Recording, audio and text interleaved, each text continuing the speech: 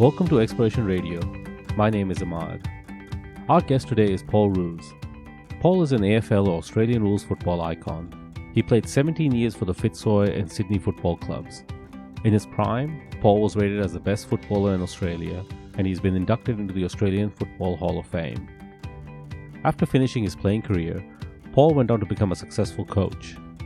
Became the head coach of first the Sydney Swans and then the Melbourne Football Club. In his tenure at Sydney, the club won its first premiership in 72 years and has since become one of the most dominant football clubs in Australia. At Melbourne, Paul was part of the management team that revived a once struggling football club, leading a complete overhaul of the culture and initiated a successful succession plan that culminated in the club winning its first premiership in 57 years in 2021. I met Paul 3 years ago while attending a conference. He was talking about leadership and how to build a successful team culture. What struck me was the simplicity of his message. I never played AFL or Australian rules, but I saw many parallels in what he was advocating for and what I had often struggled with in my career with respect to the culture that I experienced in many of the organizations I worked in. Frankly, the only time those companies had any sort of culture was when someone left yogurt in the fridge too long. It's just something we didn't focus on. That meeting with Paul has spurred a nearly 3-year-long conversation with him about what leadership means to him, how one can manage a high-performing team, and how to build an ingrained team culture. This episode is a small snippet of what I have learned from Paul. If you're interested in learning more, I highly recommend checking out Paul's LinkedIn profile and his weekly series, The Culture Couch. His consulting company, Performance by Design, has a really nice quote as part of their marketing pitch. Don't leave culture to chance. I like that. Now let's get on with the show.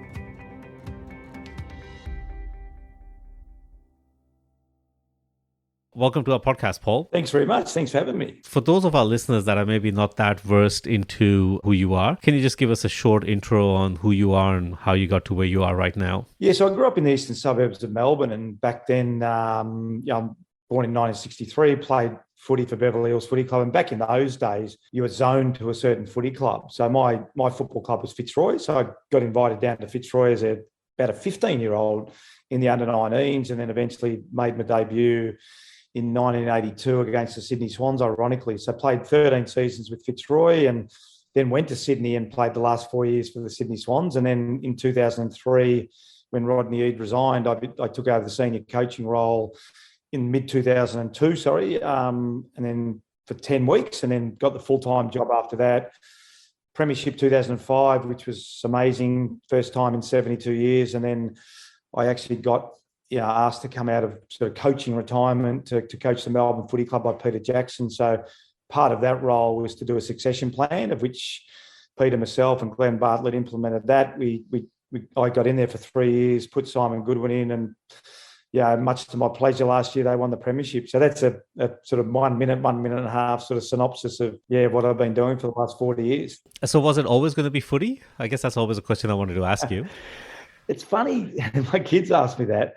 I actually I played basketball, and my first passion was basketball. I love basketball, and I was really fortunate. I played for the Victorian state team in basketball. I think under 11s, 13s, 15s and 17s or something like that. And then I played in the under-17 Teal Cup Carnival. And then really I didn't actually pick between basketball and football. I just got invited down to play for Fitzroy.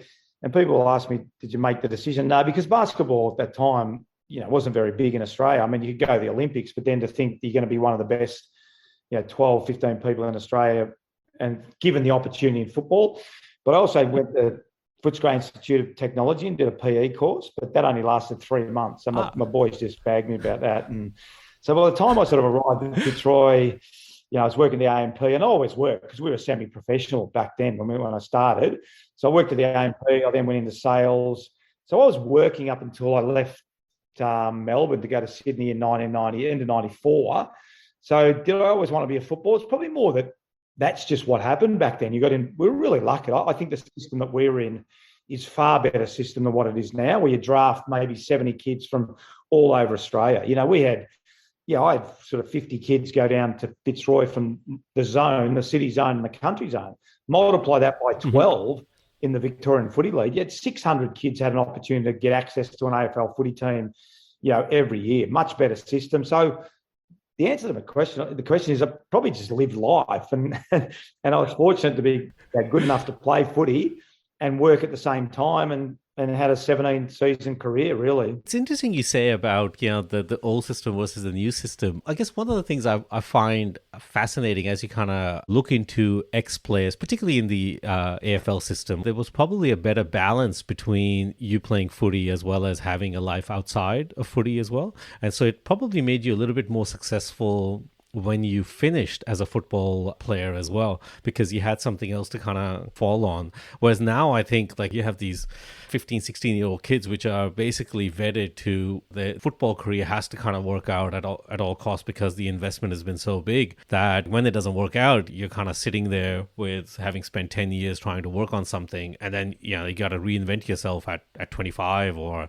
in your late 20s or something like that, which is probably a much harder challenge, I would think. Yeah, 100%. I agree. I mean, we sort of would train pre-season in the mornings at sort of 6:30 down at Kerford Road, and then I'd head off to, initially it was school, and then I'd go to the AMP sort of thing. So you were able to gather skills outside of footy that complemented your footy, and vice versa. Skills at football that complement your work. I mean, we're a cross-section of society. We had doctors, lawyers, brickies, labourers, landscapers, all that. I mean, everyone pretty much worked up until, as I said, mid-90s. So, then the transition out of football for that era, most people had a job. So it was like, well, footy career finished, that's not that big a deal. And in fact, it gave you more time, because my day, as I said, let's say pre-season was get up at 6, drive to Kerford Road, train from 7 till 8 o'clock in the morning, go to the AMP, work till 4 o'clock, go down to training at the Junction Oval, start training at 5, train till 8 o'clock at night, get home at 8:30, do it again the next day. So you're actually buying time when you finished your footy career, normally when you finished in the 80s, early 90s sort of thing. Whereas now you've got all this time during the day because the players get so much time to themselves. I think they have a day and a half off a week, they have 12 weeks off a year, all those sorts of things. So it's a dramatically different. So I think the clubs, trying to bridge the gap. So the clubs do a really good job of trying to get players, studying. Most players study or doing a TAFE course, or particularly some players towards the end of their career might utilise a sponsor, go and work for a day and a half here, day and a half there. So it's certainly something clubs are really aware of. How do we upskill our players? And the majority of the time it's trying to get the young players that are drafted at 18 into a university, because if you don't complete it for 6, 7, 8 years, it's not that big a deal while you're playing footy. Or if you're unlucky to get the sack after 2 or 3, you've still got your university to fall back on. So there's certainly ways you can bridge that gap. But the advantage that we had in that era was you're automatically working and you just transition straight into your job. Yeah, that's right. And so you had this 16, 17-year football career. Did you always want to get into coaching after? Like, was that something you were always interested in? No, I didn't. It was funny. So I finished in 1998, and I didn't know why I did this, but I sat down at my desk at the end of 1998, and I realised there was a transition period for footy, as I said. Like we've gone from a semi-professional environment to full-time. And I actually ended up writing the things I liked about my coaches and I didn't like about my coaches. And it turned out to be 25 points. And again, I just sort of did it because I wanted to write it through the eyes of a player. If I ever did become a coach or a leader, what was it like to be a player? I then went overseas for 99 and lived with my wife Tammy's family in Saratoga in California. But I was really fortunate. I didn't want to just have a holiday that year, and I was doing some work for Channel 7 at the time, Triple M also. So I had a media accreditation, but I also reached out to a lot of NFL teams, NBA teams, went to the San Diego Chargers, Denver Broncos, LA Lakers, Chicago Bulls. So I did a fair bit of research in that particular time, which was really, really good. Came back, worked on the Olympics, which was pretty cool for C7. And then I had an opportunity to join Sydney Swans full-time, I think at the end of 2000. And I became a full-time assistant coach. And even then I was like, all right, well, I'll get in as an assistant coach, see what it's like, see what it's something I want to do. And then bang, it sort of hit me because halfway through 2002, Rodney Eade resigned. And then lo and behold, I was asked by the club to coach. So it probably wasn't until that particular time, because I always thought I've got time to develop whether I want to do it, my strategies. And then it sort of hit me really quickly. So it probably wasn't until that time where I said, yeah, I'm really invested in this footy club. I really want to do it, and took the job for 10 weeks and then got the full-time job at the end of 2002. I have to find the right words to say this, but you did kind of fall into your full-time coach in a lot of ways as well. Like I'm not sure you would have foreseen the head coach quitting and you doing an interim role and then winning the players over and kind of stepping into that role. I'm not sure that was part of your plan. Or maybe it was. I'm not sure. It was an unusual time. I mean, literally, I remember we got beaten by Geelong, and I knew it was a bit uneasy at the footy club. And I remember sitting in my office Monday. We had a bye week the following week, and then I got, I think, a phone call from Johnny Blakey, an old teammate, and he said to me, "I heard Rodney Eade's going to resign." I'm like, "Nah, mate, that's not true." And then about 20 minutes later, Stephen Quartermain from Channel 10 rang me and said, "Roosy, just want a comment about Rodney Eade resigning." I'm saying, yeah, I have to say this is probably like appropriate that people outside the organization know far earlier than people inside the organization. Well, what I was going to say is my office is next door to Rodney's, so he's in the next office, and I'm getting phone calls. Johnny Blakey's in Queensland and Stephen Quartermain's in Melbourne. So I got out of my chair, I walked into Rocket's office. I said, "Mate," I said, "I've just got 2 phone calls within the last half an hour. Are you giving it away?" He said, "Yeah, no, I'm resigning." So that's how I found out. So that's how quick it was. Then 2 days later, we had a meeting, and Dennis Carroll was chairman of selectors, and we met with the CEO and Cole Sear, I think it was. Steve Lawson was the footy manager. What are we going to do? And at some point, there's George. I think it was Steve Lawson, myself, and Johnny Longmire, I think was there as well from time. Might have been Georgie Stone, or Georgie Stone might have been left by that stage. So we're all in the room together, and we talked about at one stage just rotating the coaching or doing it, and then the club said, "No, Roosy, we want you to do it." So then over about 24 hours, I had to make the decision. And I realised, to your point, I've only got 10 weeks to go. This could hang my coaching career. I could never coach ever again if this 10 weeks doesn't go to plan. So it was a really big risk. And I asked the club whether I could have a longer contract. They said, "No, you can't." And then there was all a controversy about Terry Wallace at the end of that season, that they'd signed Terry Wallace and he was going to come in. So it certainly wasn't a plan. It wasn't like I applied for the job and planned for it. It was sort of like, and then we won 6 out of our last 10 games. And the last game of the year, the players I went down because of Paul Kelly and Andrew Dunkley's last game, which was great. We won it. And then to your point about the players, we were celebrating, and then they jumped around me, jumped on top of me, and then there was a big whirlwind push for me to be coach externally, and then I became coach for 2003. But yeah, it was a bit of a blur, to be honest, when it was happening. One thing I guess I always want to ask people is, like, when you were playing footy, were you a thinking man type of player? Like, did you interrogate the game to that level? Yeah, I think one of my strengths was I was really knew the game pretty well. I think that was a real strength of mine. I played basketball, as I said, and played tennis, and I was really interested in the technique of the game and learning and thinking and all those sorts of things. And I think as a player, I always tried to sort of say, well, the ball might go there and it'll go there, and if I can stand here, because you're playing against great players, in any era, but in the era of Stephen Kernahan and Dermot Brereton and Terry Danaher and then later on Wayne Carey. And so I found myself, I was reasonably athletically gifted, but nowhere near what Wayne Carey was or some of the other players I played on. So you had to really think. So I think my strength was to think through the game. Now, but you're never really thinking through. Probably wasn't until my last year, to be honest. I started thinking like a coach when I was sort of, your body can't do what your mind wants you to do. So you're getting a bit frustrated. And then you start to think, what would I do in this situation? What would I do? But probably for the first 16 years, it was more about me as a player and how I can be the best player. And then the last year was probably more around what would I do in this scenario? And that's when the actual coaching mindset kicks in. The reason I asked that question is arguably when you started playing footy, you played in an era where I'm not sure it was as heavily coached as it is now. The systems and all these things are kind of drilled into players. So I always kind of look back and I think that there are players that obviously have the innate ability and, they're just really good. But there's also the players that can kind of think their way through. Like Brad Gilbert, a tennis player, wrote this book called Winning Ugly, which I think is one of the best books because you look at Brad Gilbert bit as a tennis player, he was not a very good tennis player. There was nothing in his repertoire as a tennis player that would say that he could be a professional tennis player. And that's what his book is about, is like, how do you kind of deconstruct the moments and figure out your opponent and kind of eke all of those little advantages and get to that level. And that's just because he didn't have the physical or the athletic gift to kind of do it. So he really had to kind of work out how he could do that. I think Ash Barty's a great example. Now, I don't know Ash's athleticism. I'm sure she's a really good athlete, but I watch her play from a tennis point of view, and I just see the way she navigates through a match. It's like amazing. And I think that's what Brad Gilbert is saying. Right. Like, Ash has just got this ability to define the match and say, right, at this particular point in time, I'm just going to get the ball back, and, oh, hang on, this player's gone to another level. I'm going to start hitting winners. And then all of a sudden it's like a drop shot or whatever. I think Ash Barty is one of the most fascinating athletes I've seen, because she epitomises what you're talking about.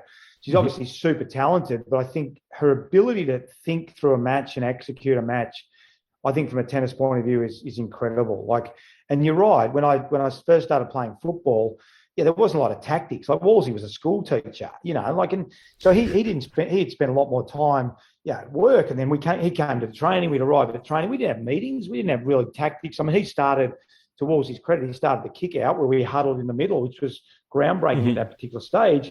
But a lot of it was about survival of the fittest. We had 60 players turn up at pre-season training. We had another 40 whatever on the under-19 list. So you had probably 100 players at the Fitzroy Footy Club. So ultimately it was, could you survive the system? And I think that lent itself to multiple types of players. Bernie Quinlan was an incredible athlete, like an amazing athlete. And then you had guys that were, that weren't great athletes, but had an ability to maximise their strength. And that's probably one of the things I learned as well. Don't always focus on people's weaknesses. Everyone's got weaknesses, but focus on their strength. I think some of the players that have become some of the best players of all time, Greg Williams, who won 2 Brownlow medals, got, I think, cut by 2 different teams. I mean, the reason he became a Brownlow medalist is because he minimised his weaknesses. He wasn't That's quick. Right. And I'm not sure how fit he was in terms of his aerobic capacity, but his strengths were unbelievable. Like, his ability to get the ball off the ground and to outthink his opponent and to see where the ball was going. He's a great example as well of someone that just could think through the game incredibly. Won 2 Brownlow medals. You're not talking about, you're talking about Ash Barty and Greg Williams, 2 of the great sporting icons of AFL and tennis. And again, I know more about Diesel's athleticism than Ash's, but what I'm saying is both had an incredible capacity to understand what they were capable, but also dissect their opposition really, really well. That's right. Who am I playing on today? What do I have to do? What's the opposition? I remember playing, when I played against Carlton, I'd play Stephen Kernahan, who was a superstar, and Sticks Kernahan would lead. Diesel got the ball. He had the capacity to either see Stephen or not see Stephen, whereas a lot of other players, I just zone off them because I knew he's just going to kick it up in the air and kick the opposition. So, that fear that Diesel put in my mind as an opposition player probably extrapolated around the other 18 players, other 17 players on the ground. We all felt the same way. As soon as this guy gets the ball, and I'm sure a part of it is when you're playing Ash Barty, it's like, how am I going to beat this? If I do this, That's right. do that. It's incredible.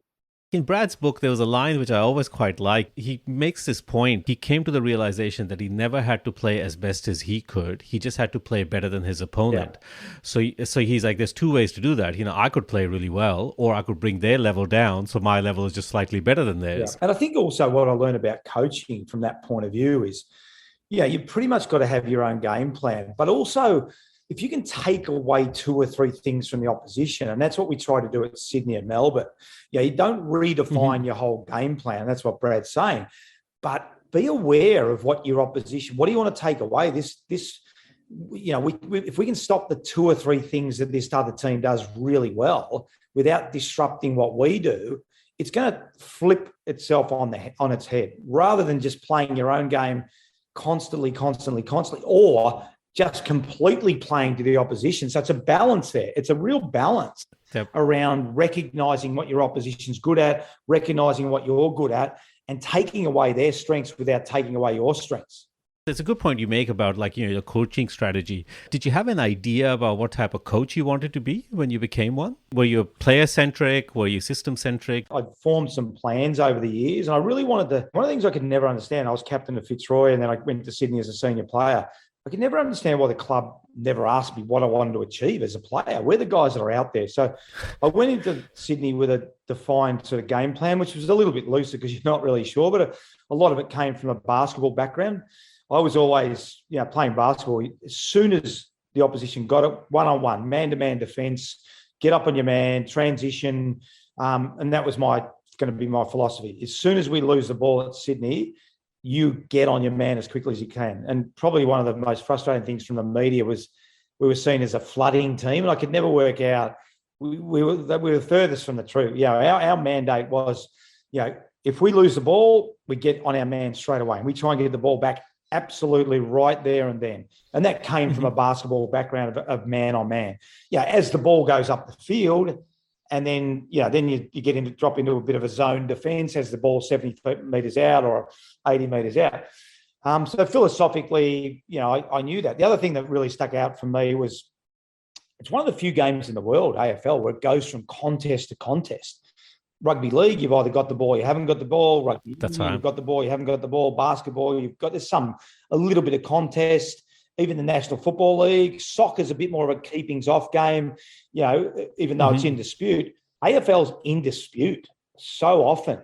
So if you can't win your own ball, if you can't beat your opponent, so there's a huge focus on winning one-on-one contests and winning contested ball, et cetera, et cetera. And then from an empowerment point of view, how do we get the players more involved? How do they construct their football club? How do we get them to drive this football club and take away the excuses from the players? This is not Roos's culture. This is our culture. This is our football club. This is what we want to do. So, I had to define, and I had to present to the board at the end of 2002. It ended up being 4 or 5 hours. And just recently, I wrote a book about 3 years ago, and I rang my IT guy, Anthony Carl, and I said, Carl, have you still got that present? Because I've got no idea about IT, and he helped me put it together. And he said, let me check. And he sent it through to me. It was fascinating to sort of see what it really looked like. So, I had a defined game style and how I wanted to set the club up. Did I know it was going to be successful? I'd be lying if I said I did. But that's part of the process, right? You don't really... you don't really know what the end goal is going to be. You just got to make sure that you're heading in the right direction, right? And hopefully you kind of achieve that goal along the way. I think you've got to bring people with you. And I say this too, I couldn't have coached Melbourne had I not coached Sydney, because Sydney was sort of the experiment. And here are my philosophies. I'm not sure they're going to work. And I had great help around me, unquestionably unbelievable help. But it worked. So then going to Melbourne, I talk to people, it's a bit like climbing Everest. You've never done it before. You sort of probably wander off the path and, someone falls off the cliff, which is shocking. It's a life and death situation. So I don't want to make light of it. But, having coached and sort of got to Everest at Sydney, probably the most frustrating thing at Melbourne was, guys, and I brought all the Sydney people with me, we know where we're going. Come with us. That was what was the hardest thing. Whereas at Sydney, it was like, I'm actually not sure where I'm going. I hope these blokes come with me. And to their credit, they did. Stewie Maxfield was amazing. My assistant coaches, Andrew Ireland was fantastic. Richard Collis, Miles Barron-Hay, the CEO. But the second time around, the frustration's a little bit different because you know where you've been and you know how you're going to get there, and you're just trying to bring people along. But first time around, just have a plan. Have a plan, construct the plan, get people on board, and try and keep all your people moving in the right direction. I remember we've had this short conversation before that, there's this problem that everyone wants, things to change immediately, right? You go into a football club, everyone wants, to go from 18 to the top of the ladder in 1 year, but it doesn't work that way. And I always think it's the concept of how do you eat a whale? Well, one bite at a time. You gotta slowly kind of change and then kind of get there. In saying that, when you were at Sydney, how did you deal with failure? I mean, and were there moments where you came up with a strategy and then later on realized that now I got to change this because this is not working at all? Yeah, it's a good point. So when I first started at Sydney, I was lucky I had that sort of 10 weeks because I think that can be the hardest, most emotional part of as a leader. Like the game, you imagine game day because everyone gets more reactive. So I think the fact that I'd had the 10 weeks We'd had a bit of confidence in the players. We'd won six games and lost 4. And then I went into the construction phase of pre-season, so I knew what the players were capable of. Relationships are huge, so I implore everyone out there that's leaders, build relationships, build really strong relationships with your people. And then we went down to Coffs Harbour and we set, really clear boundaries around, what we wanted to stand for as an organisation. So again, do that. If you're not really clear about what your behaviours are, a lot of companies have a purpose and values, but don't live them and breathe them. Performance by Design work in the behaviours. What's the behaviour underneath honesty? Whatever that might look like. So be really clear on your culture code and then put your systems in place. So if you do that, then you're not spending a lot of time wandering around trying to work out why we won, why we lost. But it's still emotional. It's still hard to get back to where you are. But you've got to be really clear on how you want. And then there's the technical KPIs. Now I'm not going to tell anyone how to sell a car or build a car or sell a shoe at Nike, whatever it is. But the technical KPIs were really clear on at Sydney Swans. Tackle percentage, contested ball. And if we married our technical side with our behavioural side, that's when we came. So if you're not really clear on both of those, you're going to wander around trying to work out what the hell is going on every single week or every month. We've made budget, we haven't made budget. Why have we? Why haven't we? So I think what we constructed at Sydney was real clarity for our players, and that really, really helped. So then when you're going through the tough times, it's a lot easier to organise what is going wrong. Guys, we're not winning contested ball. Guys, we're not tackling, we're not keeping teams, blah, blah, blah. Or we're not living our doctrine. We're not living the Bloods culture, playing your role, So you're always able to get back to it. And I think that's what I see in the corporate world a lot, is we haven't defined our culture code. We haven't put a system in of reward and challenge. We haven't built strong relationships so we can have honest conversations. And then we wander around when things don't go well and we can't understand why they don't go well.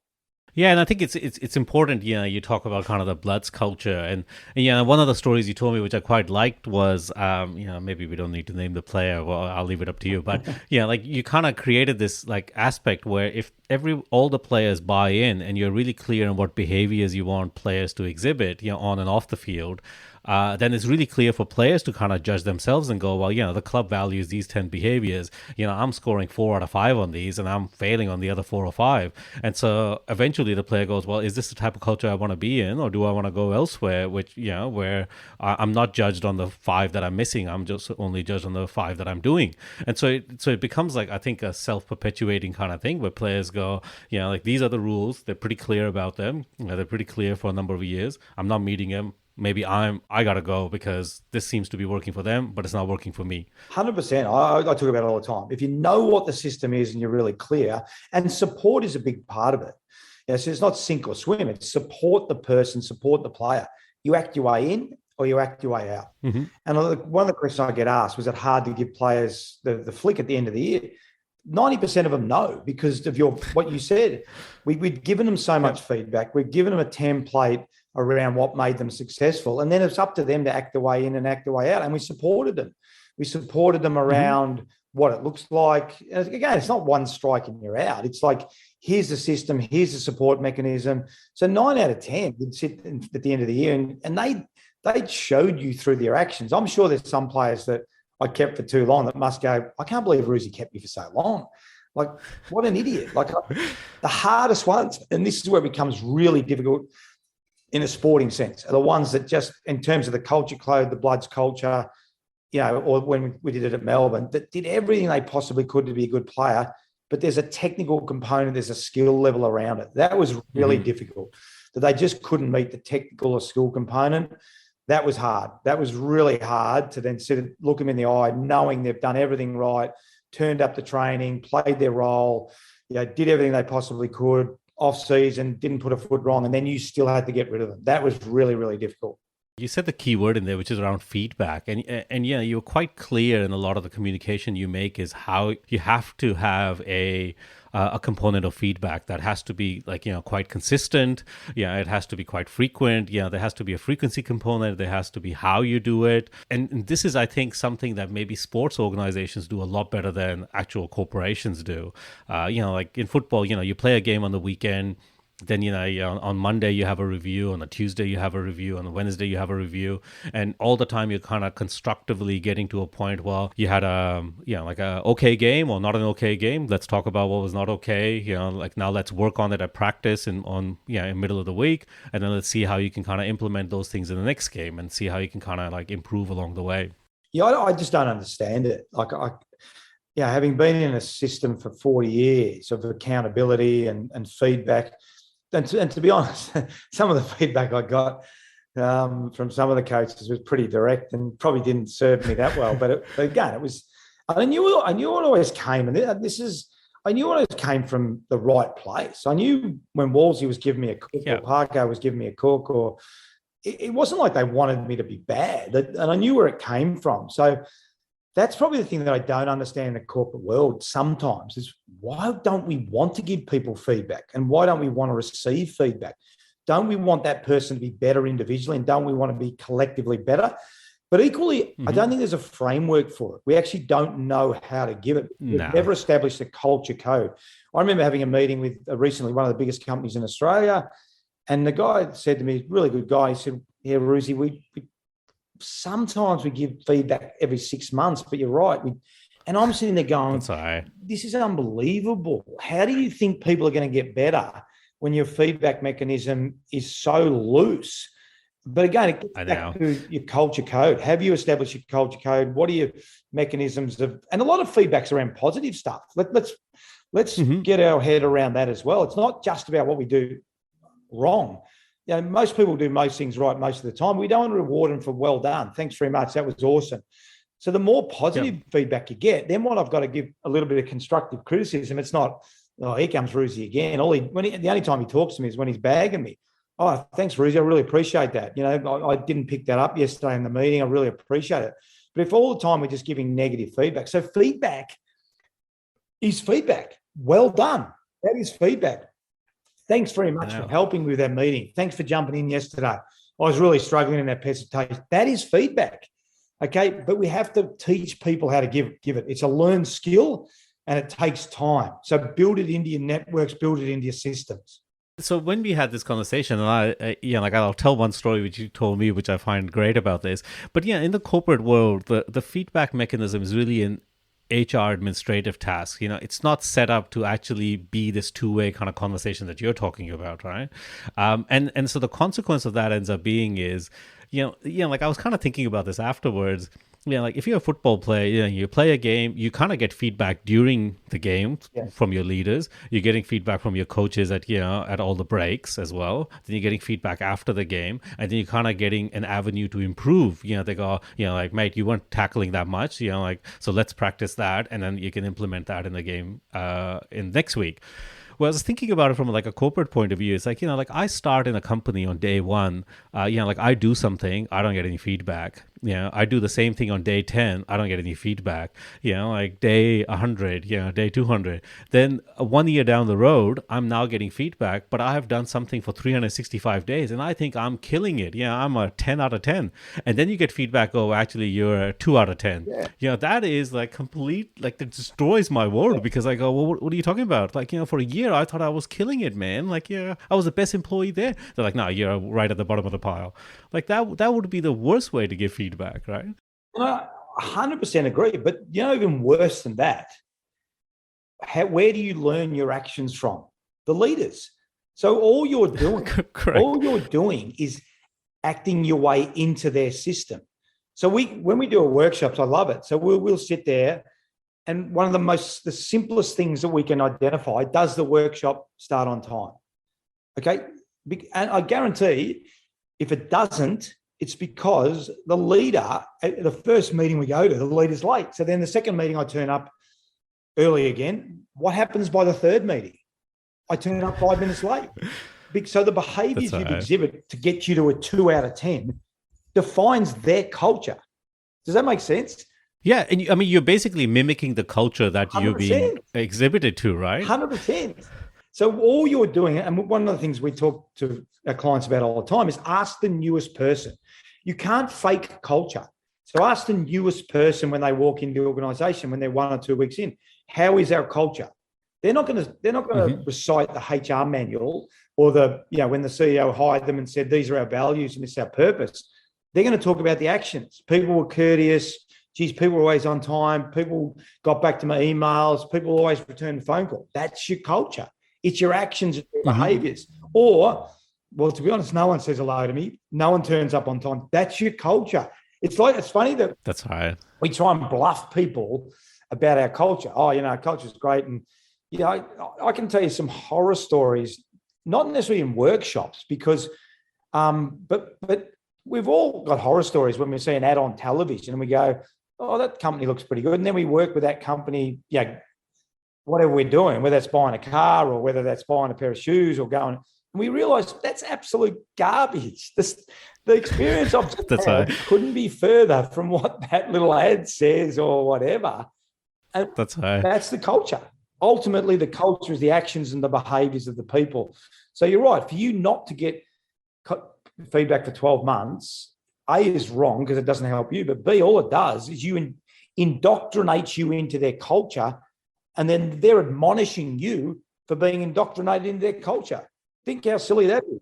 Yeah, it's like a complete, misunderstanding of where you want to be and where you want to go, right? Like, yeah, it's like, well, I didn't get here because I wanted to get here. I got here because, there was no feedback, or I just mimicked whatever I saw. So half of the time, when people kind of complain about stuff, they go, oh man, we're not doing well this year. We haven't trended the right way. And it's like, okay, well, what behaviors did we exhibit to get here? Yeah. And I think that's one of the key things I think are quite when you kind of talk about culture is focus on behavior, because that's tangible. You can observe behavior, you can identify behavior. If a company says, one of our core values is integrity, it's like, fantastic. What does that mean? Yeah. What's step 2? So what behaviors do we think are, along the lines of integrity, and what behaviors are not along the lines of integrity? And let's document those, because that we can observe. Can you see it? We talk about this all the time. Can you see it? What does integrity look like? What's the actions under integrity? And I think it's Simon Sinek that talks about the scoreboard being wrong. And he talks about it. He says, we reward people for the wrong things. We actually should be rewarding them for their behaviors if we're talking about culture. So 50% of your bonus will come from X, Y, and Z, the behaviors underneath. But what we do is we tend to reward people for sales. So we're actually doubling up. Potentially our best salesperson has got the worst values, but the economy's great. Our product just seems to be flying off the shelves. And we're actually not only not admonishing him for those bad behaviors, we're rewarding him for those bad behaviors. And Simon Sinek talks about it. The scoreboard in the corporate world is effectively wrong at times. And it's the ones that really have tightened that up and said, no, we're going to readjust the scoreboard because we really are serious about our culture. And we're starting to reward people on, whether it's 50% or 40, whatever it is, but we're actually going to take our behaviors and our actions as part of our reward mechanism when we're handing out our bonuses. That's a much better system. That's right. And I think it's I think one of the malaise is kind of the corporate world of having metrics, right? Because sales is an easier metric than maybe behavior is. I always joke that, sales can be put on a spreadsheet, behavior can't. So hence, corporations obviously gravitate towards things that can be easily, understood or, documented. But it's like, well, behavior, we gotta use a little bit more insight in how we actually do that. Hence, it becomes a lot harder problem to do. Yeah, there's a stat that I read not long ago, and we talk about performance by design. I think it's 90-something% of CEOs believes culture is more important than strategy, but 74% of those same CEOs put strategy ahead because we still don't know how to define it. But you're right, it's easier to put up a spreadsheet or put up our stock price or P&L or whatever it is than it is to say, what is culture? Yeah, we systemize culture, and that's probably the thing that we talk about a lot. How do you take the chance out of culture? Systemize your culture, and then you start to reward people on that. But I think we all agree it's important, but it's just easier to go back to strategy because we can see strategy and it's a little bit more definable. The story that I want to tell about feedback was when you're telling me, like when you were in media, working on Fox Footy, and you're kind of talking about, like you guys would do a show weekly, and you would go to the producers and you go like, "How was the show? Like, how did it go?" And the producers like, "Yeah, great." Yeah, great. Yeah. And then at the end of the season, they're like, actually, here's all the things that didn't work this season. And you're like, how come you guys didn't tell us that after each show? We could have fixed it along the way. And they're like, oh, well, we don't give you feedback at the end of the show. We give you feedback at the end of the season.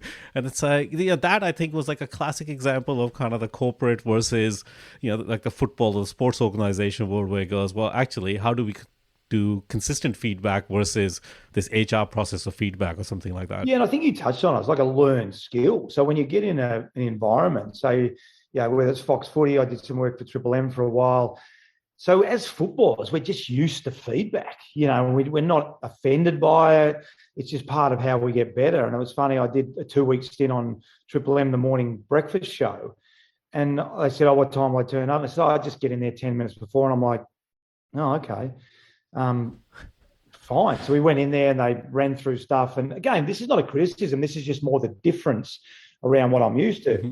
And then I ran into I don't know what their titles were. And afterwards, and he came up and said, oh, well done. I said, mate, do you want to have a coffee? I wouldn't mind, catching up with you.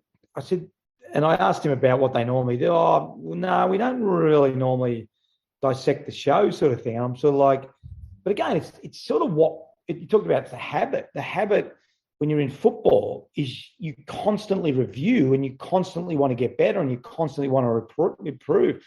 When I get into these other environments, you're craving still the feedback because you want to improve as much as you can and you're just not getting it. But then you realise that's not the system that they've been in. And they're a little bit intimidated by having, not intimidated, but they're just not used to giving feedback. So it's just different. So when you see the worlds colliding, I just go, mate, let's have a coffee. Just tell me, what did I do well? What did I not do well? And you can see them almost taking a deep breath going, actually, this is pretty cool. And I don't get offended. But again, it's a learned skill and it's something people have to practice. But too often we sort of leave that to chance and we let people guess. And I just don't think it's fair on people. If you're a leader, if you're doing feedback once a year, like, proper systematic feedback once a year, I mean, like your rate of learning is going to be pretty slow. Yeah, you're a leader for 5 years. You have 5 opportunities to learn. So, so like you say that in the fact that it's a learned skill, so you are going to have to practice it. And sometimes you might get it wrong, but, the overall part is the more you do, the better you should get at.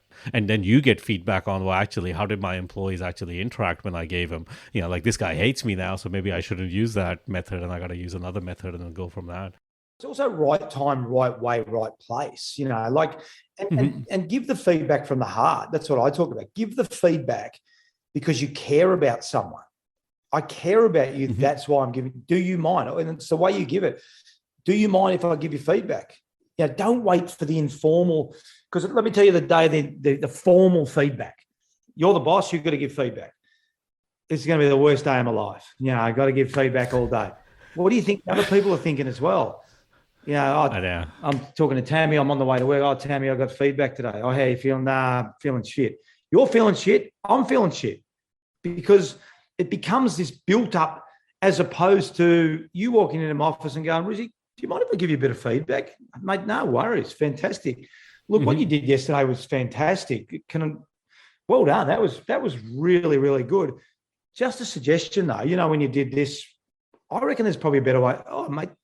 So see the difference. One, we're just so stressed out because we've got our 6-month feedback process in place, and it's like, that's right. I'm stressed out. You're stressed out. Everyone's stressed out. I know. It's like a walkway to death row, right? Like you have 2 people that are both sitting on the same side of the fence. And then guess what I remember? The negative stuff. That's all I remember. Yeah.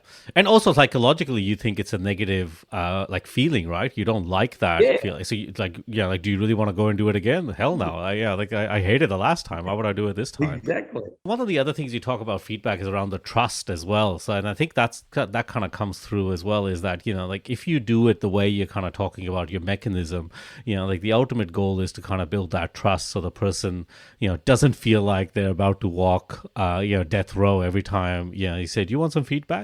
And how do you kind of engage that as well? Yeah, exactly. I mean, how do you build trust? I mean, trust for us is about character, competence, and care. Yeah, so you build trust because you're competent at what you do. You build trust because under pressure, you put the team first. And you build trust because you care about the people you're working with. All right, they're the three really big components of building trust. So if you can do that, and if let's take each three components, like the component of the technical side, are you competent at your job? If you're not, then just help them. Then maybe they need some more training, a bit more IT work, a marketing conference, et cetera, et cetera.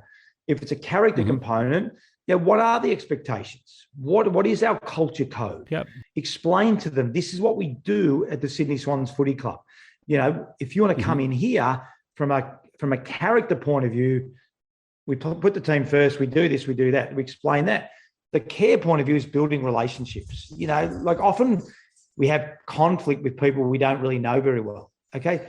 Why? Because we don't understand them. We do a lot of profiling at Performance by Design. Profiling is amazing, understanding yourself and understanding others. Do the profiling. What makes you tick? How do I communicate with you? Oh, now I understand how we can communicate together. Now I understand. I'm going to start to care about. So we put those three, competence, character, and care, we put those three together and we build trust. That's how we build trust. Any one of those doesn't happen, that's when we start to break down and erode trust in footy club, netball club, any organisation, it doesn't matter. So if we haven't got those three with each other and our leaders, that's when we start to erode trust. You're now actually taking this message to a lot of wider organizations rather than just football clubs. What's your general feeling? Like, do you think that this is something that kind of the corporate world does well? Like, how do you score them? Like, are they kind of middle of the road? Are they getting better? Are they getting worse? Yeah, look, I mean, you got to look at the footy club has changed dramatically. So, for football world is just unbelievable. The way it's changed from a top-down approach and to relationships, to standards and to clarity and all that sort of stuff. So the footy clubs are still a long way ahead. But to be fair, we're seeing the change in the corporate world. I think people want to build connection, want to build strong relationships. The top-down leader doesn't work anymore. The leader that's going to yell and scream and carry on like a lunatic and tell. I think the other thing that leaders need to understand is you don't need to know everything. Just because you're a CEO, and that's probably something I learned as a coach, use your resources. You've got great resources. There's nothing wrong with saying, sorry, guys, I actually don't know that. I'll find out. And the other thing about leaders too is think about how leaders picked on an executive team. They're really technically good at what they do. Suddenly they become on the executive team and they've asked to stop doing. Really difficult. Correct. You mean I've got to stop being a marketing person? Yeah, you've got to manage this whole team. And that's the same as AFL in coaching. That's probably the greatest challenge in picking a coach, because a coach is typically an assistant coach who's got a incredibly important role, but a midfield role, looks after 10 players individually. Suddenly you've got to elevate to getting out of the midfield role, to elevate to this leader. It's the same in the corporate world.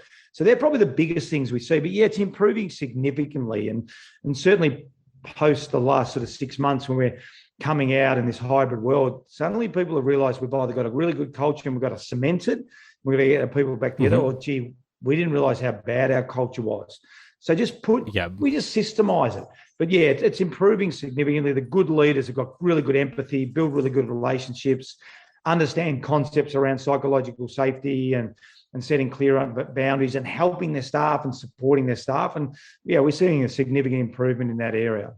I mean, I think specifically in footy, like that model of the head coach doesn't necessarily need to be the best strategist or anything like that. They tend to now, I think they're kind of gravitating towards, they're becoming better people manager, which is more like, the Premier League kind of model. Like, you have like the person that manages kind of the organization, and then there's actually all the technical kind of staff underneath them that are doing everything that they kind of need to do.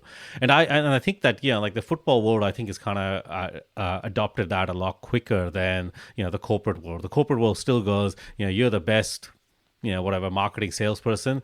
You got to run the marketing and sales department. And it's like, well, actually, that person is not the best person to run the department, because what made him successful in their kind of day-to-day job is not necessarily what's going to make him successful in kind of the management side. Yeah, I agree 100%. And often that person doesn't want the role because they know they're not equipped for it.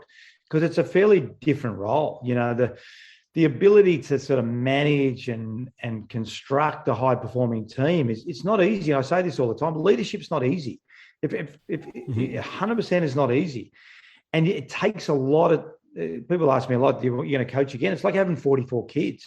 It really is, because and that's where you're talking about. The leader has to employ really smart people, really good people that are able to do the job, do the work. Too many leaders stay down in the weeds and don't get above, helicopter view of the organisation. And this is what I have to do on any given day.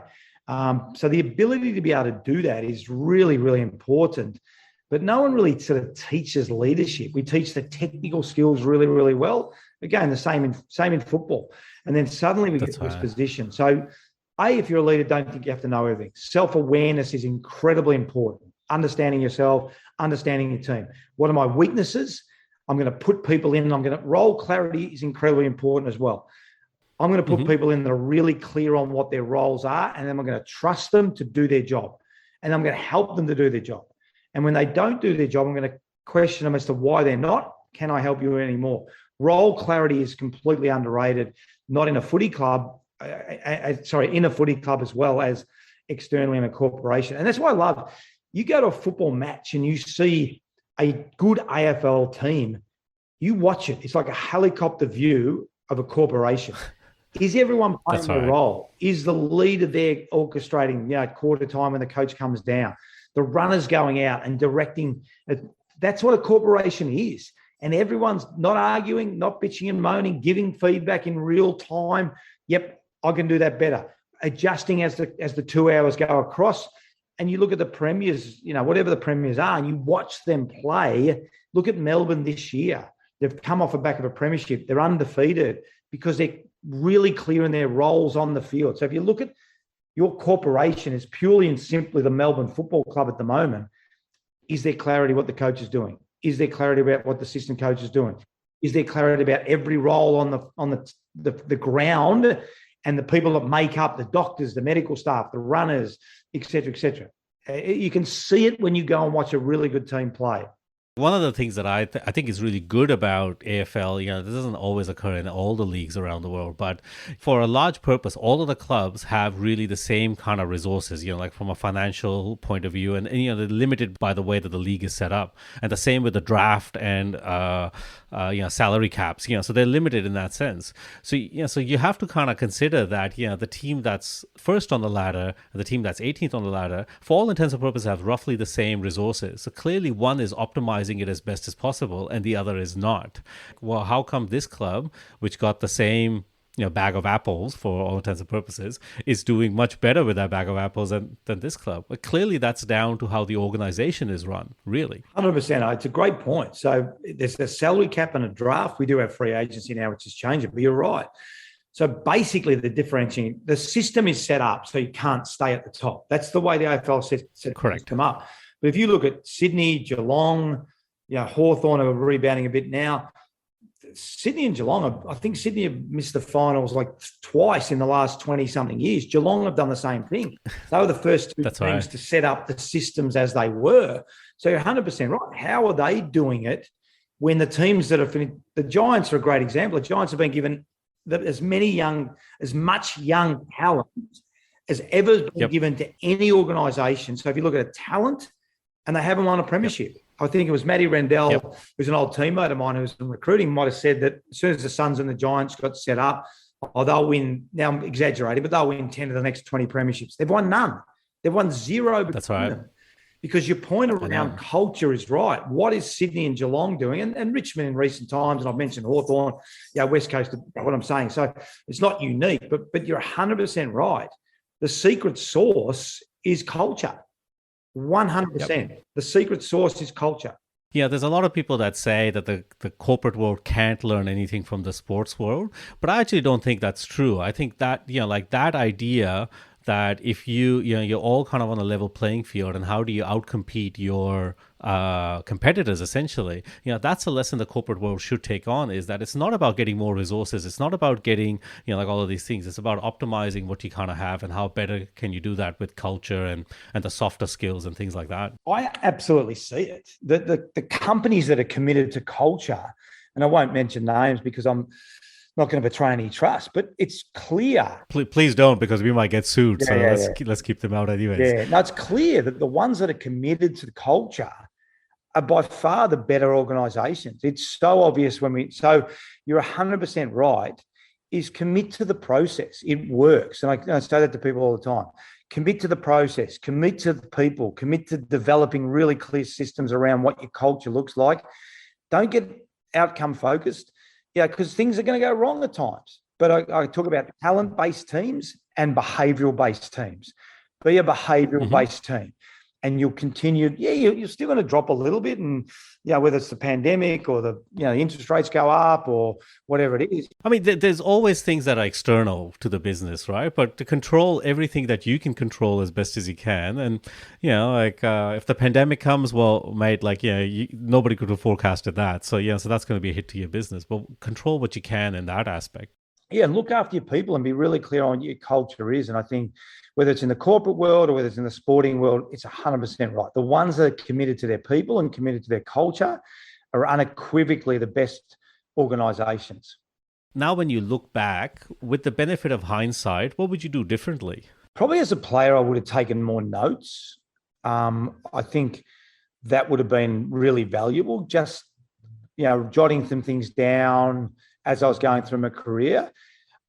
I think I would have been a more selfless player, because now I understand the absolute notion of team. When you're playing, even though as captain of Fitzroy, you're still fundamentally looking after yourself, and that's your responsibility. I've got to get myself up every single week. So I always say to people, if you can coach before you played, you're going to be a much better player. But you clearly can't do that.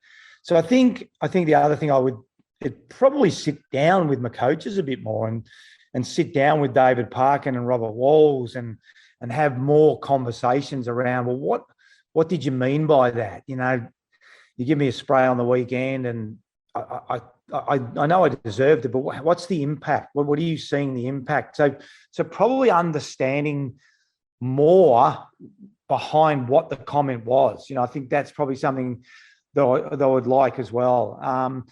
They're probably two of the main things when I look back on it, two or three of the main things that I look at, and I wish I had done a little bit better. So is this something that you think that you would, now with hindsight, definitely do more of as you were going down that path?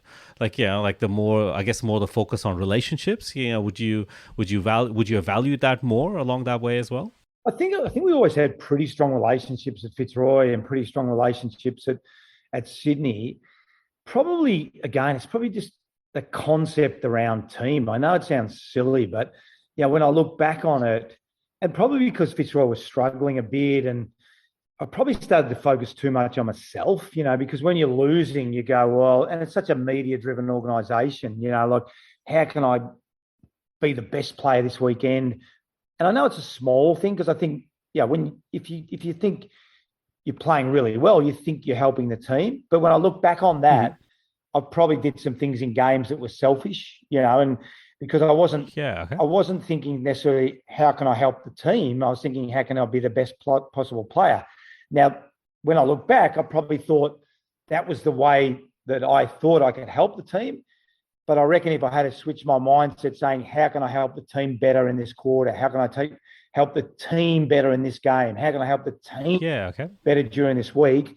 I think if I had more of a team focused, I mightn't have won as many individual awards, but potentially I would have had more team success, because I would have understood by me doing something slightly differently might have impacted another team member to think about the team, another team member to think about the team, another team member to think about the team. So it'd be interesting to talk to my coaches and, see, did they think I was selfish at times? And I would think if they were honest, they'd say, yeah. I was a good player, but maybe I was a bit too selfish. So that's probably one thing that if I had my time over again, I'd really have a think more about the actual team side of it rather than. Mm-hmm. And again, I want to make it clear, I don't think I did it. I think I did it to make the team better because I thought if I played better individually, our team would be better. But was that really the case? Was it a case of me looking more at how can I help my teammates rather than how can I be the best team? How can I best be the best on the team? Particularly at Fitzroy, I think the perspective you have now is because you know how the tale of Fitzroy ended as well. But but when you're in the middle of it, like that was an organization that like you didn't know which way it was going to go. Like there were days it seemed like the club was going to close, and so it's I think it's actually probably okay to understand why players in that setting might have become more selfish or more mercenary to go, well, like, mate, I got to do whatever I can to kind of see my career prolong.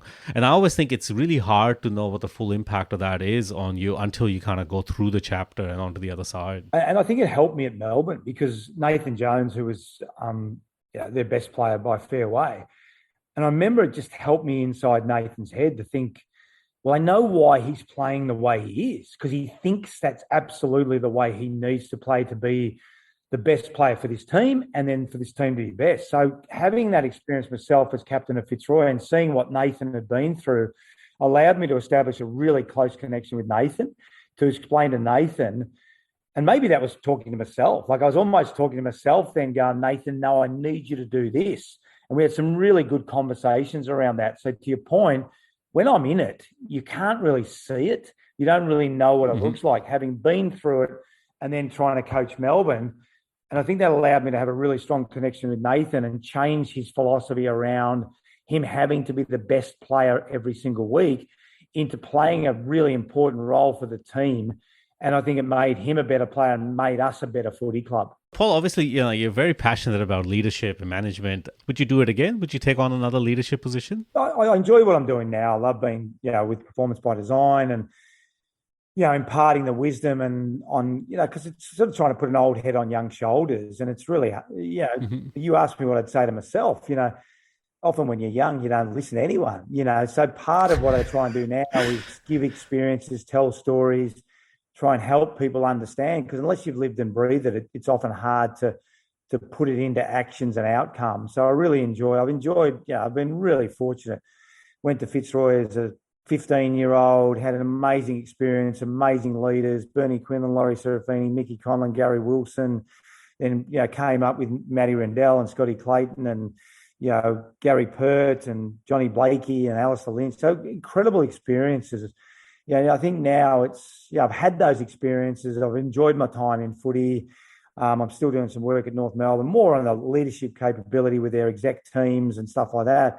But I think I now just enjoy imparting the wisdom and helping people. And if they want to be helped, I'm here to help them. If they don't want to be helped, then that's okay. They've got to go through their experiences themselves, and people learn at a different rate. But trying to put an old head on young shoulders is the best way I can describe what I'm trying to do now.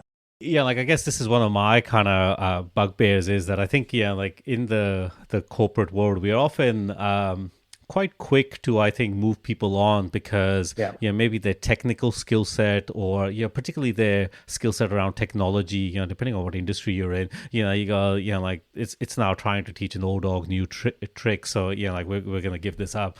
But I think what we fail to value is the softer skills that those guys have picked up along the way, or those people have picked up along the way. Like even though they're not kind of doing the technical job you want them to do at whatever level they are in the organization, but they have value in kind of imparting the softer skills to people around them. 100% right. And even it's funny, I think even the language we've got to change, because when we talk about the softer skills or the little things, like it's funny, and we catch ourselves as well. And even by that nature of, it's just a little thing. Now, hang on. Is it? Is it a little thing? I know. The softer skills. Are they a softer skill, or are they a skill that we actually really value? And I think... I know. Yeah, 100%. I think some of the things that we collectively have to change the way we talk about things, because you're 100% right. If I'm starting a company or hiring a CEO or, whatever, those softer skills around empathy and relationships, and asking questions. They are number one on my list. Absolutely number one on my list. Because I know now, having been around for 40 years, both footy and the corporate space, they're invaluable. That person will bring in the technical capability. That person will bring in everyone together. That person will support everyone. It's the other one that completely forgets about the softer skills that have got us into trouble, and we look at the last 2 years and some of the things that have happened, and you and I spoke about it. We won't go into it because we could take another hour to dissect it, but they've got no soft skills, zero, because it's all about technical capability. We can all take technical capability or acquire technical. So the person that wants to bring us all together, one of the great sayings I reckon is, a rising tide lift all boats. If we can start bringing people together, start lifting people up, well done, building relationships, taking people on the journey with us, and stop this divide and conquer mentality that's existed around the world, and particularly in Australia. We've got to get out of that mindset. We've got to pull people back together. And that's exactly what you're talking about. Those people are incredibly invaluable and will become more invaluable as we're trying to dissect the next 12 months, 18 months, 2 years. That is the human trait, that, like our ability to interact with people across kind of the spectrum. Like inevitably a lot of the technical stuff, for all intents and purposes, will probably be taken over by some level of technology.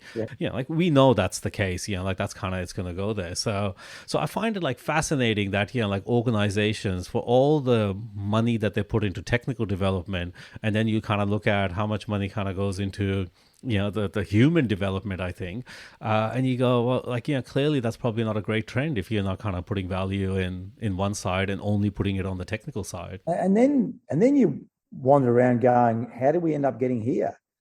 Because you've spent no money on your people, you've spent no money on your culture. You've got this amazing technical side of your business, but it's about your people. It's people will. I don't care whatever business it is. Most businesses are people business. So don't be surprised when you look around and go, geez, how come we got a bad culture? How come no one's talking to each other? How come everyone's arguing? Everyone's really good at what they do, but no one really cares about this company as an organization. All they care about is what their job is, getting a paycheck, going home at night, and all the transactional things around.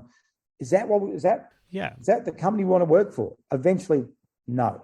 I guarantee. I mean, I think the younger generation is kind of voting in that sense, right? Like, they want more meaning, they want more connection to what they do. So, and I think that's just all part of being human. I mean, you mentioned like, the people business. I remember this like, Adam Simpson, the West Coast head coach, he made this great point that, like in West Coast, they kind of divide players coming in into three kind of lifestyle buckets. So it's like the 18 to 25-year-old lifestyle, which is all young kids, they want to go to nightclubs, they want to party hard, they want to do this, and they put them together. And then there's kind of the players that are like mid-20s to late 20s, which are all about going to brunches and Instagram and going to fashion shows and all that stuff. And then there's kind of the group that's like 30 plus that have families and are settled, and so you could have a player that comes in at 22 that goes into the family group, but he's like, but we realize that we can't actually treat an 18-year-old that wants to party hard the same way as a 32-year-old who has a family and a life. And and I remember listening to that going, like I work for an organization that has one HR policy that applies to everyone. That's probably a bit of a faux pas, right? Like we probably need to have a ability to handle people that have kids and, like all of their outside work interests that combine. But we also got to recognize that, the 22-year-old is probably going to go on a night out on a Thursday and probably going to come over slightly worse for wear, a little bit dusty on Friday. But we got to accept that's where the lifestyle in they are. And we got to kind of cater our HR policy around those. We can't just apply one rule to everyone across the board. I'll never forget this. I think it was my first pre-season at Fitzroy, and I was sort of 16 or 17. I remember we must have been training very well, and there was 80. And to be fair to Wolsey, there was bloody 80 players, and he wouldn't have had a clue some of their names. And he'd give us a cook, and we ran in, and he said something like, "You guys are all equal here, and I'll treat you equally, and we'll pick the team first round." I remember sitting there going, "I'm standing next to Bernie Quinlan. He's won a Brownlow medal, and I'm equal to him. That does not make sense to me." And I sort of understood what he meant. But again, what Adam's saying is we have a set of values as an organisation and everyone's equal. It doesn't matter. But around those, we have different people. You've got to understand each individual and their different personalities. What makes every one of them tick? And I think the strength of the Swans, and I suspect for what Adam's saying is, if Leo Barry comes in and he's got to take his kids to school the next day because Sarah's crook, and absolutely, mate. Yeah, absolutely. That's right. Yeah, mate. As long as you get in, I know it's a recovery session tomorrow. I'll let the players know. I'll let the leadership group know. And can you come in at Roosy? Yeah, no, I'll come in at 2:00. 100%, because we've got to be respectful of. Now, that's not to say. I know with Adam Simpson, he wasn't happy because a lot of the players went to the nightclub when they shouldn't have just recently. Now, that's not to say Adam's not going to kick someone's backside when they go against the team rules and the team strategies. But you're 100% right. One of the things I wrote down in my 25 points on October 1998 is 44 senior players, all individual personalities, treat them individually, 100%. And I think too often we have this one cap fits all policy. And again, getting back to Bernie Quinlan, hang on, he's won a Brownlow medal, kicked 100 goals. I haven't played a senior game yet. You're telling me I'm the same as him? No, don't expect me to believe that, because I actually don't believe that. That's not true.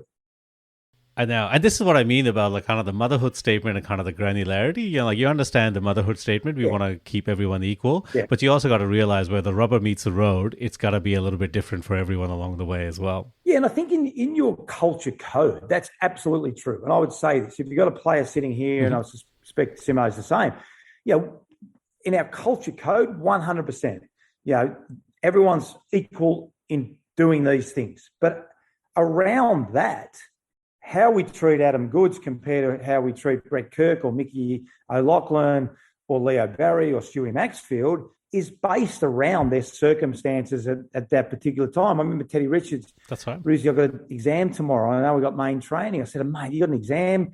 All right, we've got main training. What time's your exam? Mate, it's right in the middle. All right, there's an example. We treat people the way they expect to be treated.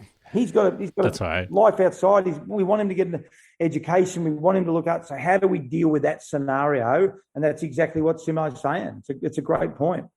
Anyway, Paul, I don't want to take up any more of your time, but this has been great. Thanks a lot for joining us. It's excellent to get your insights in kind of the diverse things you've done and how you're kind of combining them together now in your company now, Performance by Design. I think it's excellent. No, mate, thanks a lot. I really appreciate it. It's great we've finally been able to do it and catch up again. So thanks for having me. Appreciate it.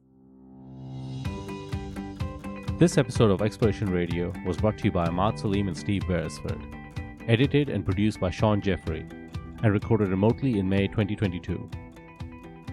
Exploration Radio is supported by the Australian Institute of Geoscientists, the Minerals Council of Australia, the Society of Economic Geologists, 121 Group, and the Assay, and is an official media partner of the 2022 PDAC conference. Until next time, let's keep exploring.